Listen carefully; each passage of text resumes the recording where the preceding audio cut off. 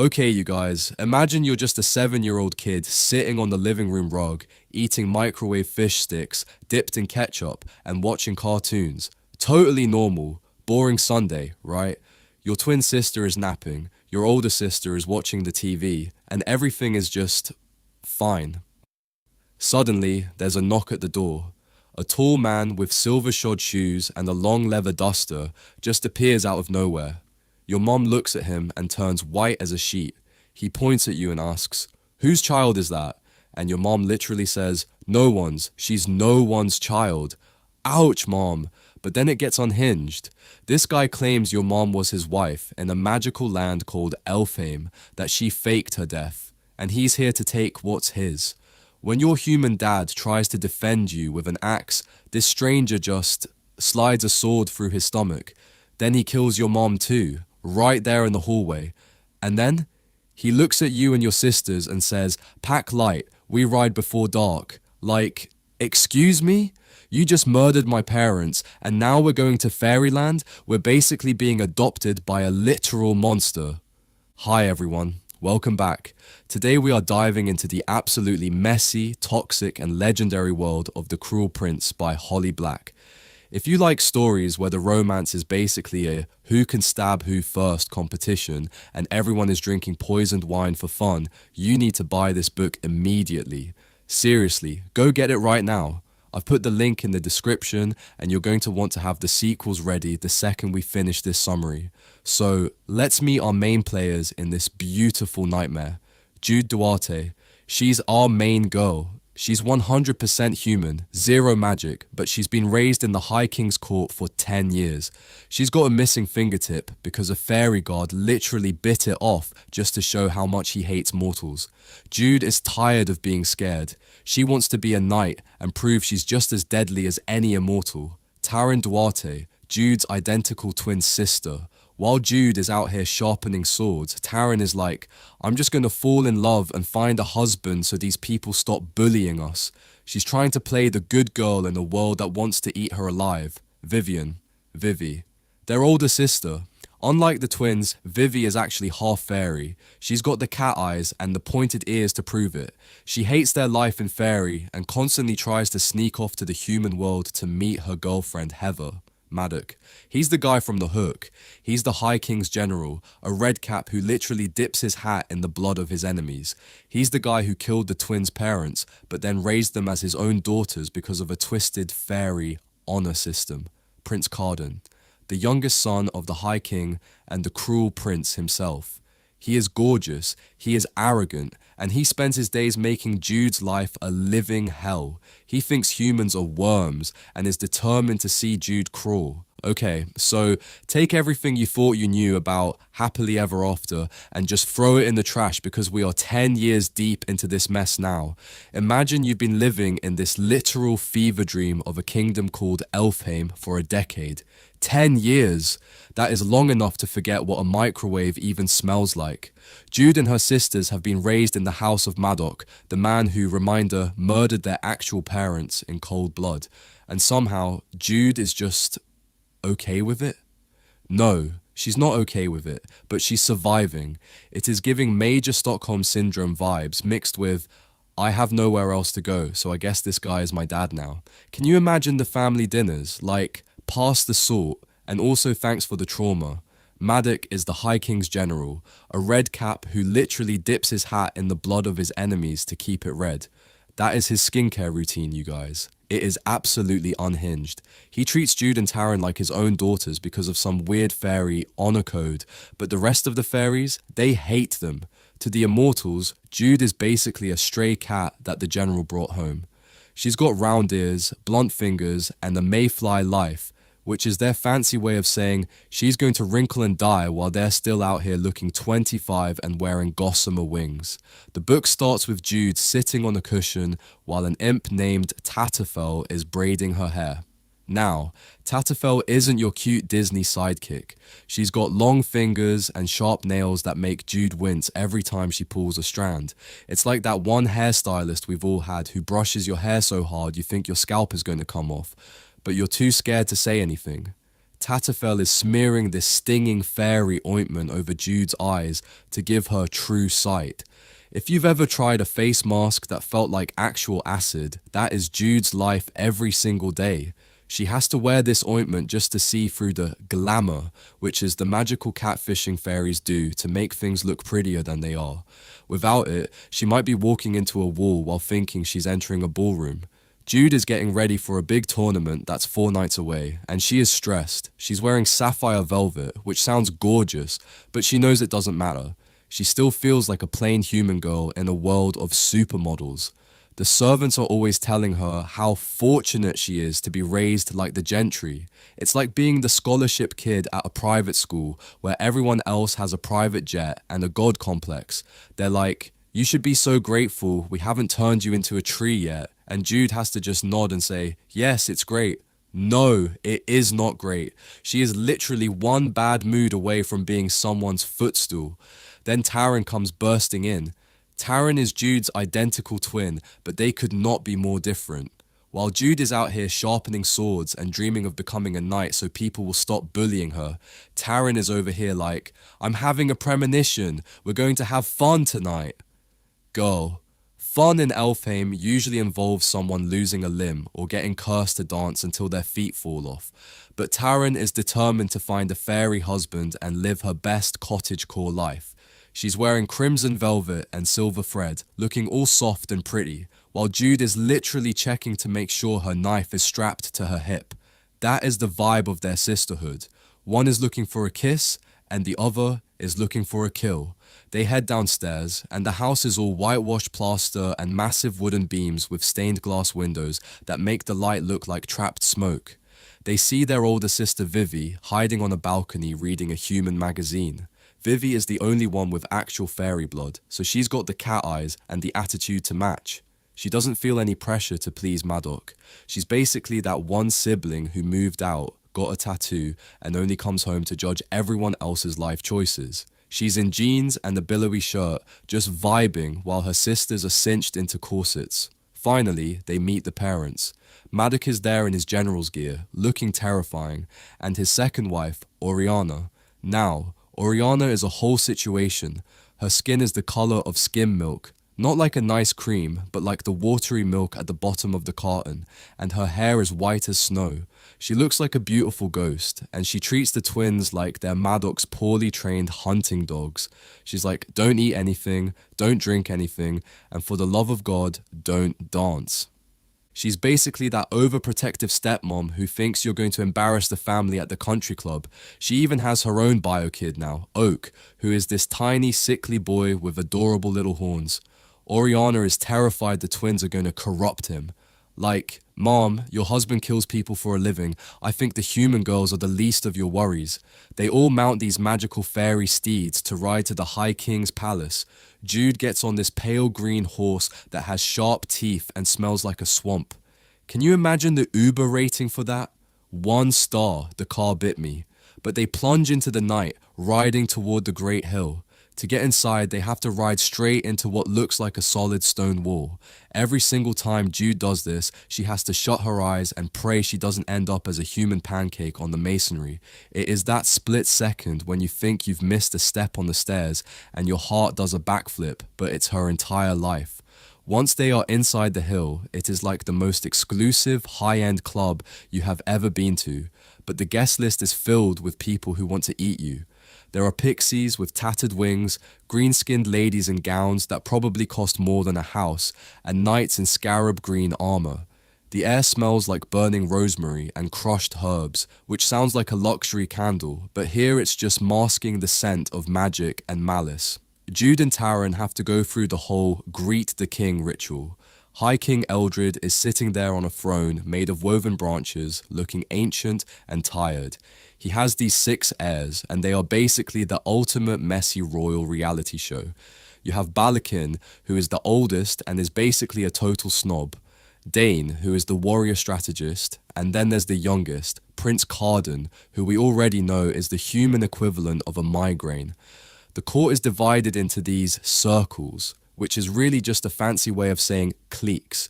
You've got the grackles, who are the party animals drinking themselves into a stupor, the larks, who are the artistic ones who value loots over lives, and the Falcons, the warriors.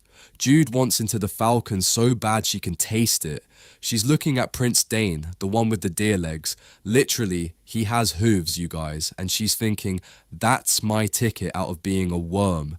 But then, the plastic squad arrives. Cardan, Valerian, Nicasia, and Locke.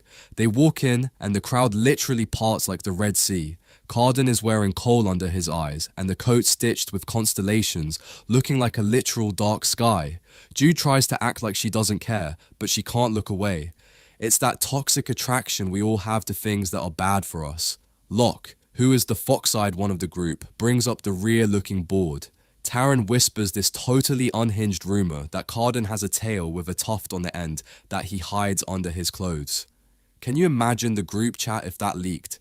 Jude is just like, I'm glad I don't have one, but she is secretly fascinated.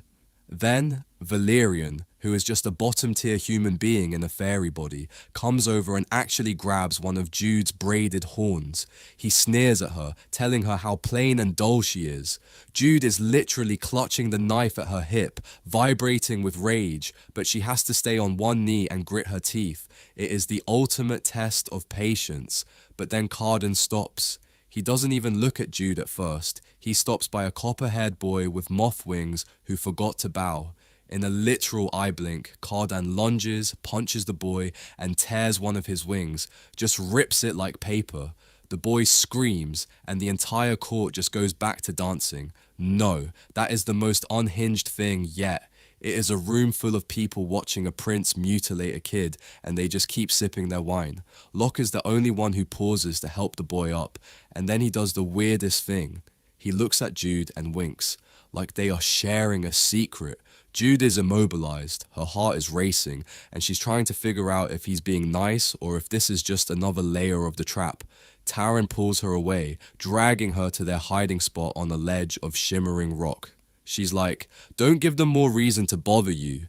And her nails are literally sinking into Jude's skin, leaving red half moons.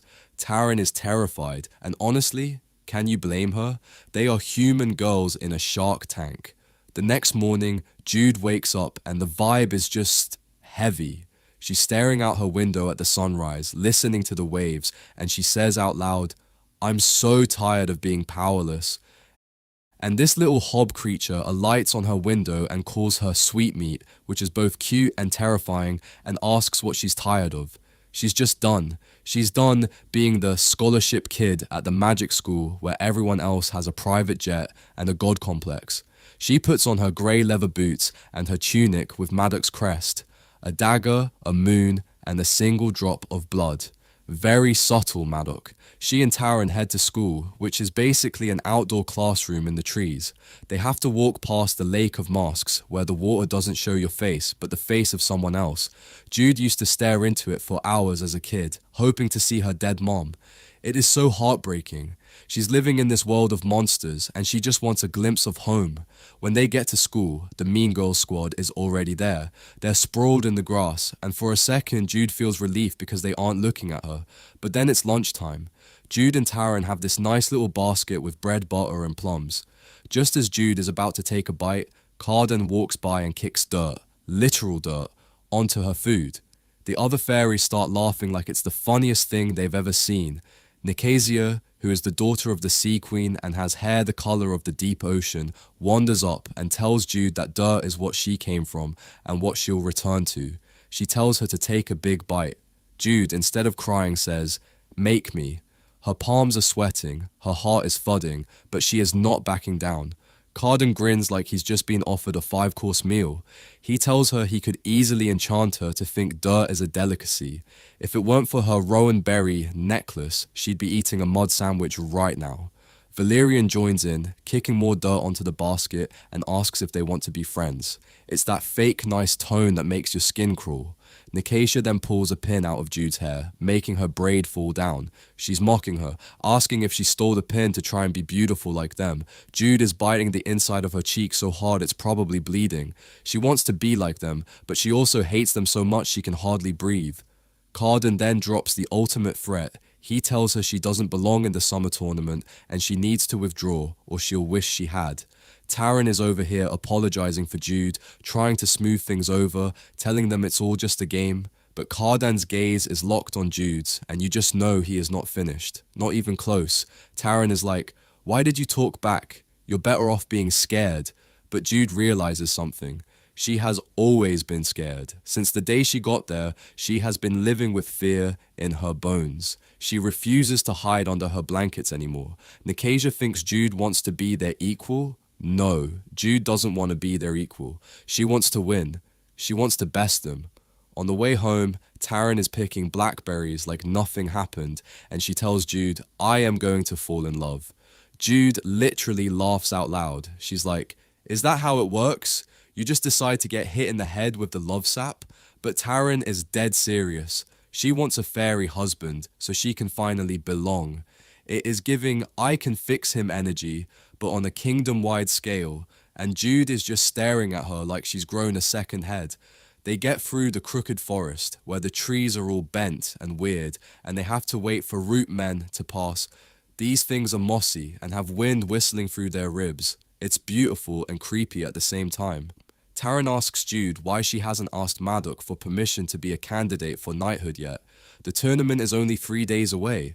Jude doesn't answer because she's terrified of the answer. When they finally get home, the whole house is in an uproar. Vivi is in her room swinging a book at a cloud of sprites that have infested her closet. It turns out Vivi has been hoarding mortal junk. Newspapers, Polaroids, matchbooks. There's a strip of photos from a mall booth of Vivi with a pink-haired human girl. It turns out Taryn isn't the only one who decided to fall in love. At dinner, things get even more intense. Maddox drops the bombshell that High King Eldred is going to abdicate.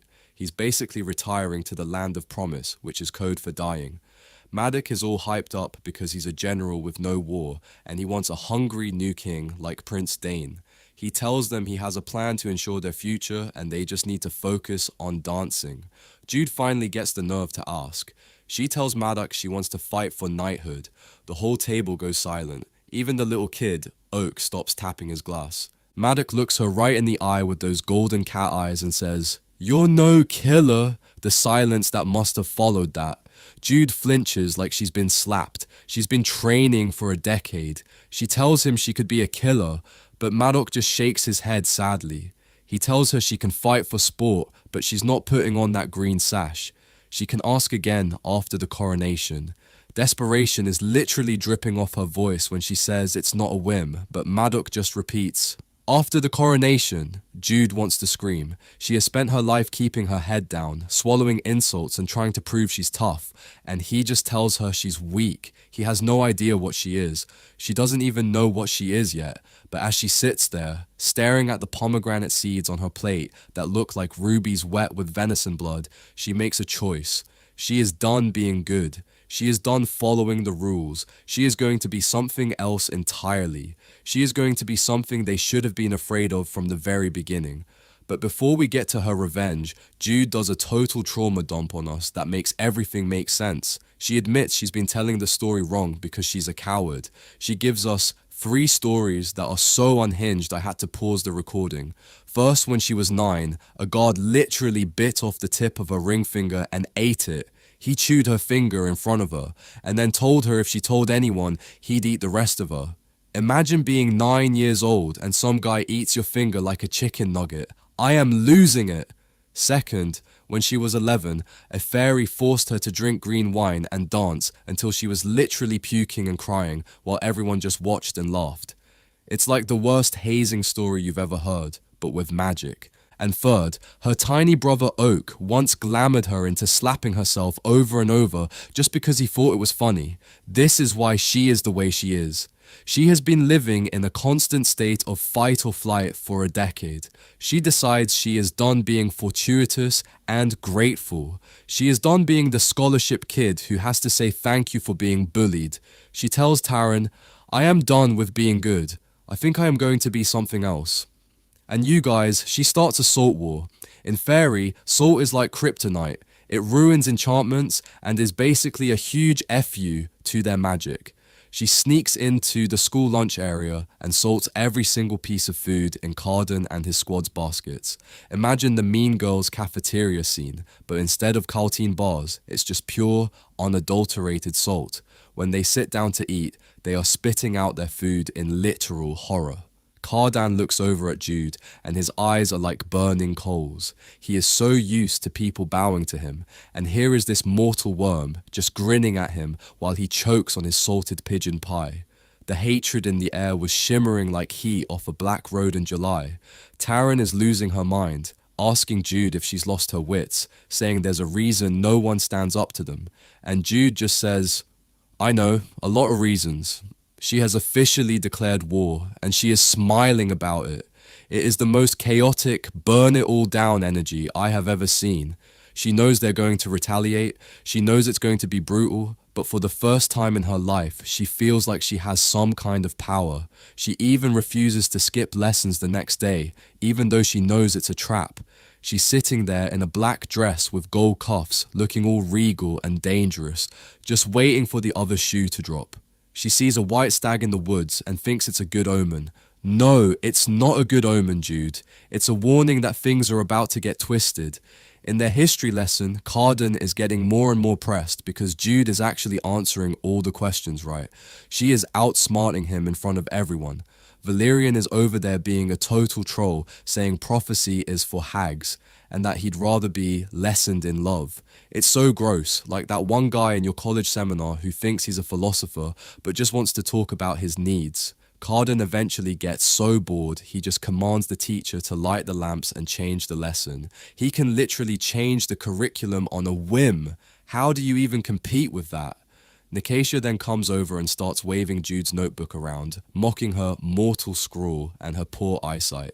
When Jude tries to grab it back, Nicasia slaps her across the face so hard Jude goes down on one knee. Everyone is staring. It is so humiliating. But Jude doesn't cry. She asks Nicasia if she's calling her out, if they're going to duel. She is ready to catch a case. But then Valerian does something that is actually a felony. While Jude is looking at the falling stars, he shoves a piece of fairy fruit into her mouth. This is the ever apple, you guys. It's the stuff that makes humans lose their minds, makes them pliant, makes them crave it until they starve to death. It is literal magical narcotics. Jude tries to spit it out, but he pins her to the dirt and mashes it into her face. She can't breathe. She's choking on the pulp. And the worst part? As she's dying, she starts feeling happy because the fruit is working. She's laughing and crying at the same time, her vision swimming, just totally out of it. Carden actually stops Valerian, but not because he's nice. He's like, if she dies, the prank is over. He takes the salt Jude was reaching for, the only antidote, and just scatters it into the wind. He is such a villain. He watches her lie there in the dirt, high as a kite on fairy fruit, and just smirks. Jude is so far gone she's grinning at him, telling him how wondrous everything is. It is so uncomfortable to read, like watching a friend get way too drunk at a party and start hugging their enemies. Nicasia then tells Jude to take her clothes off because they're dirty. And Jude, because she's glamoured by the fruit, starts doing it. She's standing there in her JCPenney underwear in the middle of a fairy grove, and they're all just laughing at her. It is peak cruelty. Valerian even tells her to take off her rowan berry necklace, her only protection, and she just hands it over. Nicasia is about to make her crawl and lick her hands clean of the fruit pulp, and I was actually shaking. But then Carden steps in. He tells Jude to come and kiss his foot instead. He wants the ultimate humiliation. He wants her to admit he is her prince. And just when you think it can't get any more toxic, Locke, the fox-eyed one, actually picks her up and says he's taking her home. He wraps a blanket around her and leads her away while everyone else is still partying. Jude is still looping, sucking on a thumb that Carden stabbed with a pin just to wake her up with the salt in her own blood. That is his version of first aid, you guys. Stabbing someone. As she's walking home, she's coming down from the high and realizing exactly what happened. The shame is hitting her like a tidal wave. She is smeared in dirt in her underwear, wrapped in a borrowed blanket, and she realized that she has just been made a complete fool of in front of the entire kingdom. But Locke looks at her and says, I want to see you again. You're like a story that hasn't happened yet. He kisses her fingertips, the ones Carden just stabbed, and makes her this big promise. Jude is too exhausted to even be surprised. She just wants to go home and hide under her bed, but she knows that tomorrow is the tournament, and she knows that if she doesn't show up, they win. And Jude Duarte is many things, but she is not a loser. She is going to walk into that arena, and she is going to show them exactly what a mortal worm can do when she's been pushed too far. I'm telling you, the vibes are shifted now. She's done playing nice. She's done trying to belong. She is ready to become the monster they all think she is. And honestly, I am so here for it. I was literally screaming at my book when she got home, and Maddox started yelling at her, and she just asked him to teach her more strategy. She is sharpening her claws, and I have a feeling that Carden is about to find out exactly why you should never, ever salt a girl's pigeon pie. Now, jump cut to the next morning. Jude's head is pounding, she's probably got hypothermia, and her sister Vivi, who is the only one in this family with a functioning moral compass, jumps on her bed and says, "Get up, sleepyhead, we're going to the mall." Jude tries to argue that she has to rehearse for the tournament, but Vivi is like, "I'll buy you coffee with chocolate and whipped cream." That is the most relatable sister move ever. No matter how much trauma you've just been through, a Starbucks run is a non-negotiable. Jude puts on her modern clothes, jeans, an old sweater with a star on it, and glittery silver Converse. When she looks in the mirror, she sees a different person, the person she might have been if she'd been raised human. But since this is Faerie, they don't take an Uber. Vivi goes to the stables and picks stalks of ragwort, literally just weeds, and blows on them, saying, "Steed, rise." Suddenly, they are riding yellow ponies with emerald eyes and manes like lacy foliage. They fly over the ocean, past selkies and mermaids, and land in a parking lot across from the main mall. Jude is walking through JCPenney, and she feels like a literal ghost. She sees human families with sticky-mouthed, giggling little sisters, and instead of feeling nostalgic, she just feels rage. She says, "I want to go over there and scare them until they cry." This is such a dark moment because she realizes she's been in Faerie so long, she doesn't know how to be a person anymore. She's been in survival mode for a decade, and normal life feels like an insult. They go to the food court to meet Vivi's girlfriend, Heather.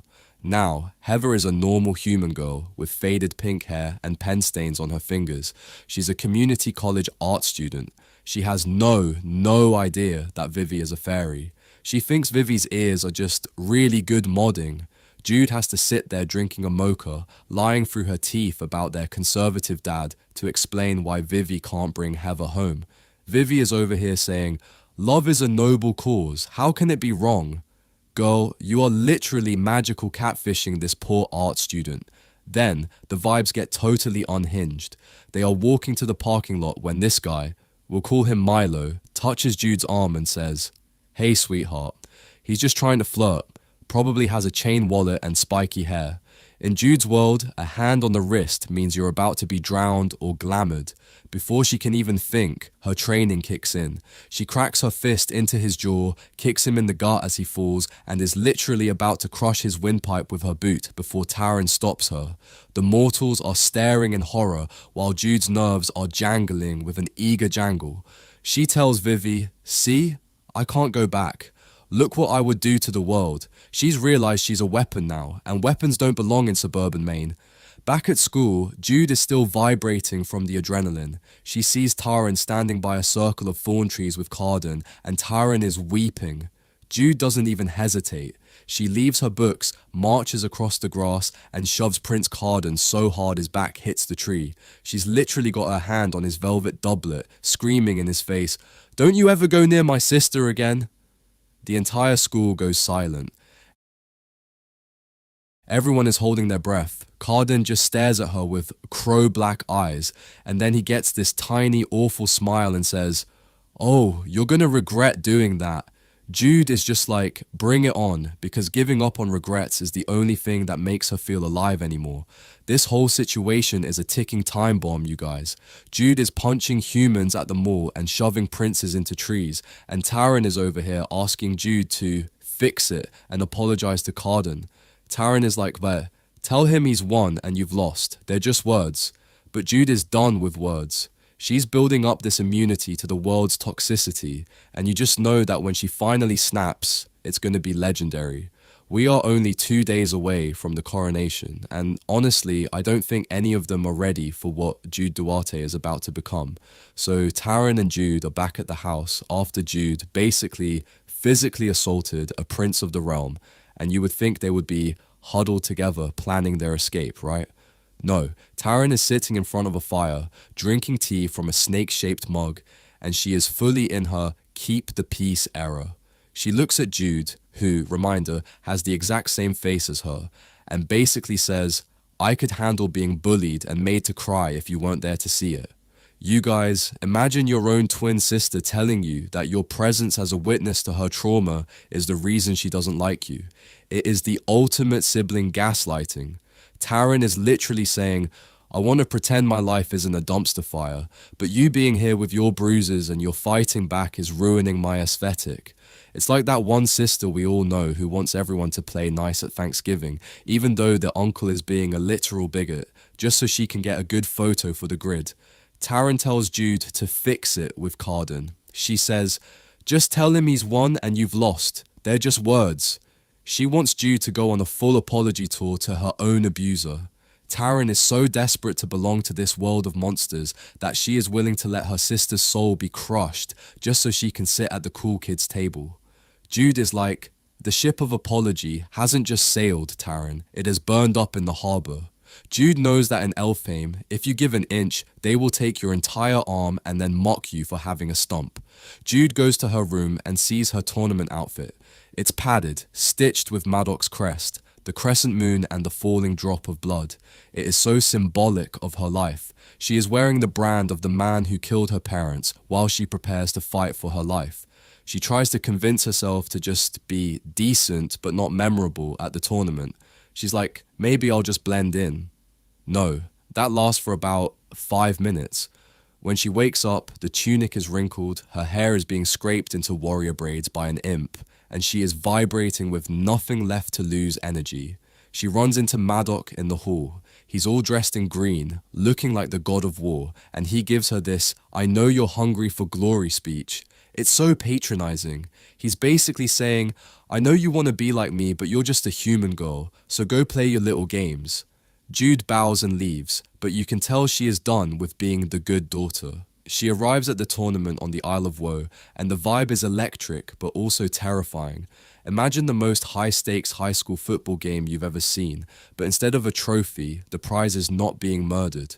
The royals are all there in their tented boxes, banners whipping in the wind.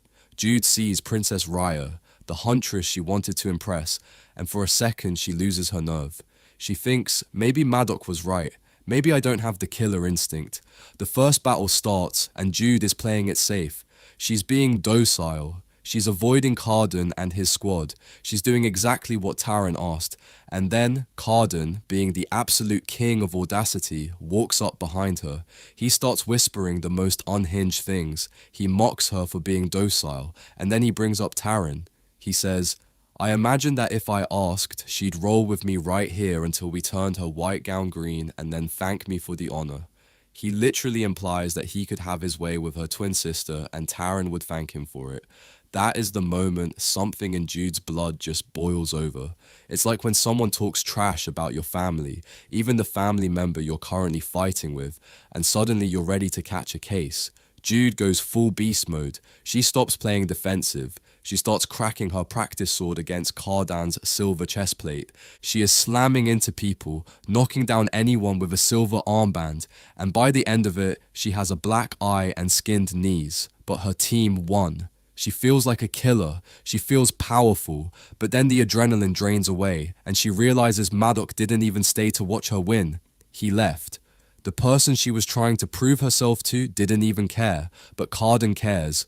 Oh, he cares a lot. He finds her after the match and he is fuming. He grabs her face, his fingers splaying against her neck, and he winds her hair into a rope. He gives this whole, do you know what mortal means? It means deserving of death speech. He is literally trying to wax philosophical about her mortality while he's holding her by the hair. He demands she get on her knees and beg for forgiveness. He tells her to make it pretty and flowery. And you guys, the entire school is watching. This is Jude's big Mean Girls cafeteria moment. For a split second, she thinks about doing it. She thinks about lying just to survive.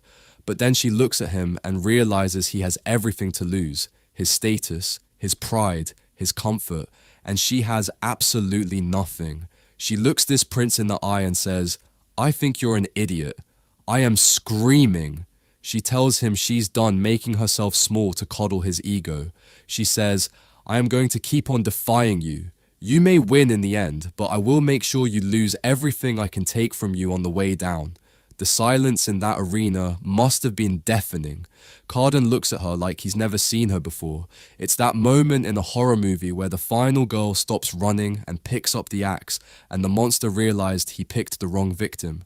Jude staggers away to a fountain to wash the gravel out of her knees, and suddenly, Locke is there. Locke, the fox-eyed mean girlfriend, is kneeling beside her with a wet towel, being all gentle and focused. He's like, "It's funny how you get under his skin, like a splinter of iron." He's smiling at her like they share a secret, and Jude is just confused. Is he being nice? Is this a trap? It's the ultimate bully's best friend is flirting with me trope, and Jude is too exhausted to handle it. She heads home alone, sore and weary, and the servant tells her the prince is waiting for her in Maddox's study. Jude thinks it's Carden. She thinks, great, he's here to finish the job. She kicks open the door, ready for a fight, and finds Prince Dane, the honorable heir to the throne. He's sitting there among the books, looking all regal with his little horns and golden curls. Dane starts testing her. He asks her to lie to him. He is fascinated by the fact that humans can lie. Jude gives him this whole performance. "My name is Jude Duarte. My favorite color is green. I can't swim." She's like, which part was the lie? That's the beauty of it. She is flexing her only magic, and Dane is eating it up. He looks at her like she's a rough ruby lying in the dirt. He asks her what she wants. Jude says she wants to be a knight, and Dane, get this, says, "No, I don't want you for a knight. I want you to be a spy." He tells her he needs someone who can lie, someone with ambition. He invites her to join his Court of Shadows. He offers her a guess, a magical protection, so that no one can ever glamour her again. It sounds like a dream deal, right? Protection from the very thing that makes her vulnerable, but there's a catch. There is always a catch in Elfame. He touches her shoulder and the magic slams into her. He says, "From this day forward, no fairy glamour will addle your mind, save for mine." He literally just gave her freedom by making her his personal puppet. He owns her mind now. And Jude, she is so hungry for any scrap of power that she goes down on one knee and swears herself to him. She just escaped one monster's thumb only to crawl under another's, and she is smiling about it because, at least now, she's part of the game. This girl is truly 100% unhinged, and I am obsessed. So Jude is literally vibrating at the dinner table because she is officially a spy for Prince Dane. Imagine you just got hired for your dream job, but your boss is a literal prince, and you have to keep it a secret from your axe murderer stepdad. She is sitting there eating little birds stuffed with barley and wild ramps, and even though the skins are crackling with fat and honey, she can barely taste them because she is thinking, I am a spy, I am Prince Dane's spy. It is the ultimate main character moment. She finally has power that Maddox can't touch. But then there's Taryn. You guys, Taryn is being so petty. She's over there mimicking Oriana's every move, probably practicing for her future life as a perfect fairy wife, and she won't even look at Jude. It is giving major "we're not speaking" vibes. When they finally get a second alone on the stairs, Jude is like, look, it's my life to squander, and Taryn just hits her with this acidic, isn't that pretty? Did you make it up yourself? Ouch. It's like that one sister who thinks she's more mature just because she follows the rules while you're out here actually trying to survive. Taryn even tells Jude she's staying home from school the next day because she doesn't want to watch Jude squander her life. Like, girl, okay, stay in your room with your embroidery while I go literally save the kingdom. The next day, Jude is walking to the palace and she sees a white stag. A literal white stag. It's so bright it looks like silver in the afternoon light. In any other story, that's a beautiful omen, right? No. In Elfhame, a good omen is usually followed by a mental breakdown. Jude decides to believe it's a sign that she's going to be great. Madoc looks at her and she says, "Teach me more strategy, more blade work." He's actually impressed that she's protecting her enemies. Little does he know, she's just trying to stay alive long enough to fulfill her mission for Dane. Just when she thinks she can finally sleep, that little owl-faced hob appears on her balcony. He's like, "Go to Hollow Hall tomorrow, sweetmeat. Find treason." Hollow Hall is Prince Balakin's house. This is Jude's first real mission. She has to go undercover in the house of the guy who is currently bullying her. Can you imagine? It's like being forced to go to your bully's house for a sleepover, but you have to steal his diary while you're there. She wakes up the next day and her head is pounding. She refuses to think about the day before. She puts on a servant's dress, no underwear this time, because she needs to be authentic, and digs out some old leather slippers with holes in the toes. She is going full method actor. She takes a giant toad, yes, a toad, as her Uber and rides it to Balakin's estate. Hollow Hall is this creepy stone manor covered in vines that look like beards. It is ominous. She slips inside through the kitchen and it's a literal horror movie. The human servants there are so drugged on fairy fruit that they're just smiling while their hands bleed from chopping vegetables. It is so dark. Jude has to pretend to be one of them. She manages to talk her way past the guard by acting like a dreamy human. She's exploring the house and finds herself in a room filled with Prince Carden's clothes. Of course, he lives with his big brother. Jude is panicking, thinking Dane set her up to be humiliated, but she pushes through. She finds Balakin's study in a tower, filled with maps and vials. She finds a letter. It says something about a blusher mushroom and a debt being paid. It's unsigned, but it looks important. She starts copying it, her hands shaking when she hears footsteps. She has to dive under a leather chair and hide. And who walks in? Balakin and Carden. You guys, what she sees next is so messed up. Balakin starts training Carden with a staff, but he's basically just beating him. He's jabbing him in the stomach, smacking him in the head. He tells Carden he's a disappointment because their father was old and his seed weak. It is the most toxic sibling dynamic I have ever heard of. And then, Balakin makes a human servant beat Carden with a belt. Carden has scars all over his back. Jude is sitting under the chair, watching the cruel prince get whipped by a human.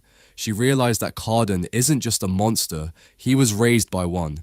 It doesn't make him a good person, but for the first time, he feels real to her. He's just a product of a cycle of violence. She manages to get out without being caught, and she heads straight to the palace to report to Dane.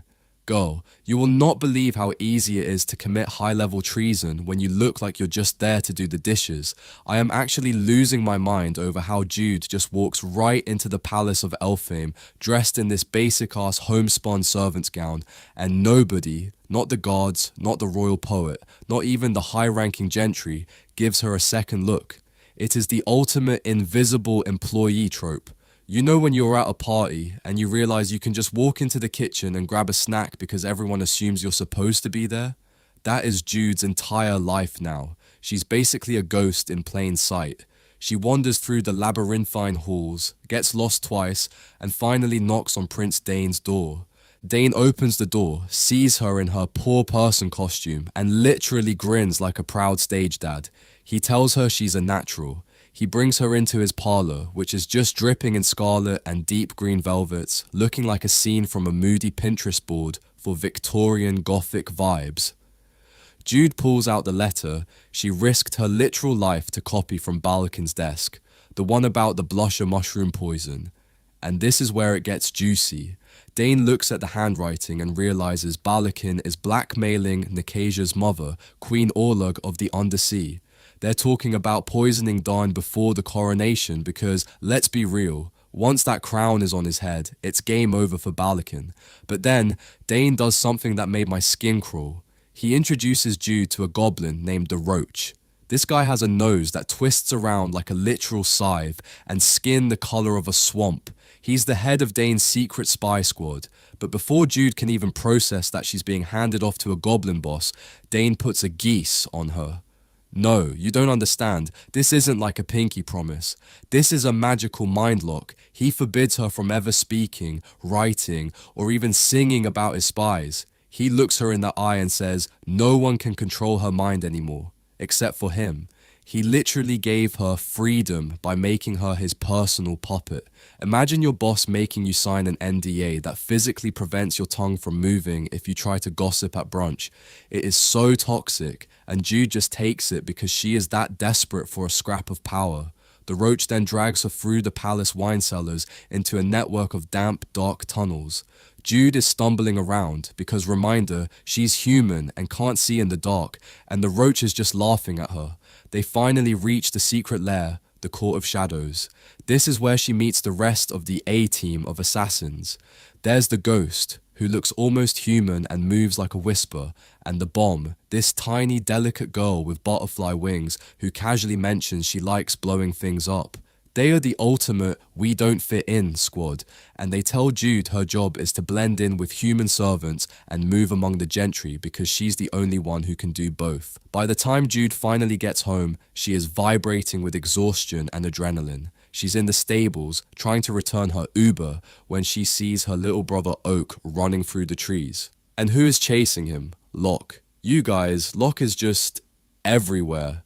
He's like that one guy who always shows up in your DMs right when you're having a mental breakdown. He's wearing a green doublet and looking like a literal fairy tale lover. He starts hitting her with these lines about how she's a lady of mystery and asks why she hasn't told her dad, Maddox, about the bullying at school. He's so delusional. He thinks Maddox is like a normal suburban dad who will go talk to the principal. No, Locke. If Maddox finds out, he will literally behead the entire student body. But then Locke gets real close. He takes Jude's hand, the one Carden stabbed with a pin, and kisses her palm. He pulls her in for a kiss, and Jude is just like, this can't be happening. But she's also kind of melting because nobody has ever looked at her like she's anything more than a worm before. And of course, right when it's getting good, Taryn interrupts them like a total vibe killer.